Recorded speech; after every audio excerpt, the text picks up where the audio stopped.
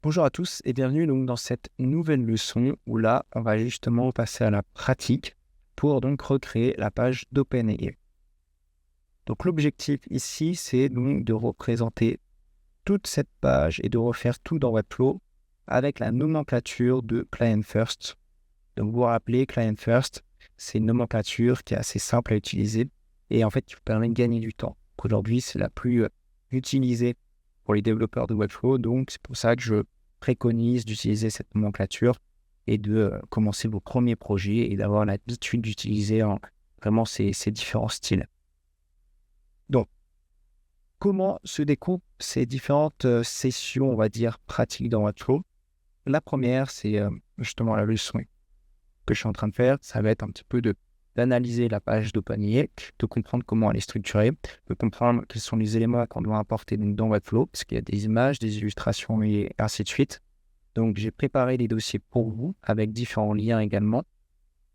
Et donc, de comprendre comment configurer sa style guide au tout début pour bien démarrer et venir ensuite créer étape par étape la page d'OpenAI.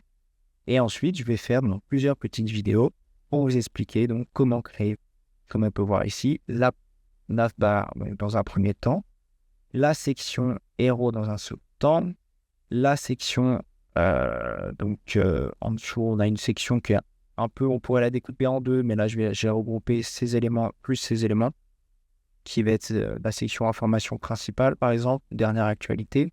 Ensuite, on a la section sécurité et responsabilité, avec une image en gros, là, qui fait toute la taille de l'écran. Ensuite, on a la section recherche. Ensuite, on aura la section produit, la section carrière, qui est similaire à celle d'avant. Comme les autres sections, elles se ressemblent, ça va être assez rapide. On a juste ici, en plus dans cette section, une citation et une image sur la droite. Et puis pour finir, on aura le footer, donc on appelle ça le bas de page. Donc pour nous aider dans la création de cette landing page, je vous conseille, si vous voulez aussi refaire l'exercice en direct, d'installer l'extension CSS People qui est intéressant. Ça vous permet en fait, quand je clique dessus, de venir analyser les éléments de ma page. Donc en fait, ça va venir analyser le HTML. Là par exemple, je clique ici, on voit qu'on a du padding, 22 pixels, et on voit les dimensions de 920 pixels sur du 80 pixels de hauteur, et ainsi de suite. Donc, ça nous permet d'avoir les bonnes dimensions, d'avoir la taille de la police aussi, donc tout en pixels. Nous, on va transformer tout paquet en rem, mais voilà, c'est intéressant. Donc, si vous voulez l'installer, vous pouvez. Je clique ici, je ferme. On a donc un lien que je vais vous partager, que vous pouvez télécharger si vous voulez essayer de reproduire l'exercice. Donc, je télécharge. On a plusieurs éléments dans ce dossier. On va avoir la vidéo de fond pour la section héros. On va avoir les images et les icônes. Et on va avoir donc la police. Donc, ce qui nous intéresse dans Webflow, ça va être surtout les deux dossiers images et illustrations. La vidéo, on va venir la rajouter en plus. Et la police aussi, je vous expliquerai comment. Et je peux commencer déjà à venir donc dans Webflow. Ce qu'il faut et ce qui est important, c'est de venir cloner en fait Client First. Donc je vais venir ici, Client First Clonable, tac, je regarde. Alors, je vais venir prendre le bon lien. Donc voilà, je vous mettrai le bon lien. Mais là, ce qu'il nous faut, c'est, on ne va pas commencer de zéro. Je vais vous expliquer pourquoi. Parce que on va reprendre la nomenclature Client First. Et donc, là, ce qui est super avec eux, c'est qu'ils ont créé déjà une template qui est préfaite avec toutes les classes qu'il nous faut. Et donc, on va venir cloner et venir donc styliser cette page et évidemment la renommer. Au lieu de venir donc créer une nouvelle page et de créer les classes et tous les éléments à style guide, moi, je veux justement qu'on gagne du temps et donc on va venir cloner. Donc, je commence. On clique ici. Voilà. Donc, on a là le choix. Il nous dit est-ce que vous voulez créer ceci. Donc, je dis oui. Et on vient la renommer. Donc là, je mets OpenAI, voilà, landing page. Très bien. Et je fais create site. Et pourquoi on fait ça? Comme j'ai expliqué, ça nous permet de gagner du temps et de venir styliser la style guide. Donc, une style guide, c'est très important quand vous commencez un projet. C'est en fait une page qui n'est pas forcément publique, d'ailleurs que je vous déconseille de publier. Vous pouvez la laisser on appelle ça en brouillon draft sur Webflow, je vais vous expliquer, et personne ne peut la voir. En fait, ça vous permet de venir styliser tous vos éléments dedans pour qu'ensuite vous puissiez créer vos pages avec voilà, les titres, les images, les icônes, tous les éléments qui sont déjà configurés. Et ça vous fait gagner un temps fou et surtout ça vous permet d'avoir une structure parfaite et une gestion sur le long terme qui est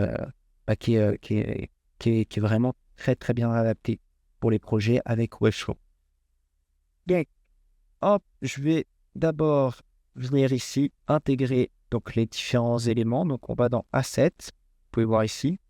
On clique ici sur Expand Asset Panel pour pouvoir créer donc des fichiers. Donc, moi, ce que j'ai envie, c'est d'avoir un beau projet bien organisé. Et donc, je vais venir créer le fichier que j'ai téléchargé. Donc, on a, comme j'ai dit, plusieurs fichiers, mais ce qu'on va mettre dans le panneau Assets, c'est surtout donc icônes. On vient, hop, attends, je vais venir sélectionner. Voilà, il faut bien que je clique. On a donc le panneau, hop, je vais venir récupérer. Donc, on a icône, on a ensuite image. Alors, attendez, je vous de l'autre côté. Icône, hop. Je viens importer. Voilà. Tac, tac, tac, c'est bon. Ensuite, je viens créer un nouveau dossier qui va être image. Et je ne veux pas qu'il soit parti avec un sous-dossier d'icône. Donc, je dis qu'il n'a pas de parent. Et je mets none. Voilà. Image. Ensuite, je copie-colle. Image. Voilà.